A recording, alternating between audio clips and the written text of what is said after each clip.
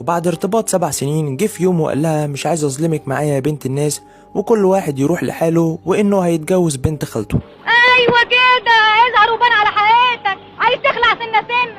ما هو خلاص، ما انت كلت وشربت وحضنت وبوست وكل. الشاب المسكين ده كان ليه اخ عايش برضه في الامارات بس في منطقة عجمان، وكان دايما متعود يتصل باخوه، وفي يوم لقاه مش بيرد، وفضل الحال ده ايام واسابيع لحد ما موبايله بقى مغلق. فالاخ راح لعشيقة اخوه المغربية وسألها عليه.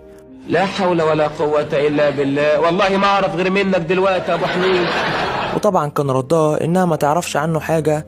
فتشني يا باشا فتشني، تفضل ايدي كلبشني، يلا انا عايزك تدشني، وريني هتعمل ايه. وانها اخر مرة طردته من البيت بعد ما قال لها انه هيتجوز. يا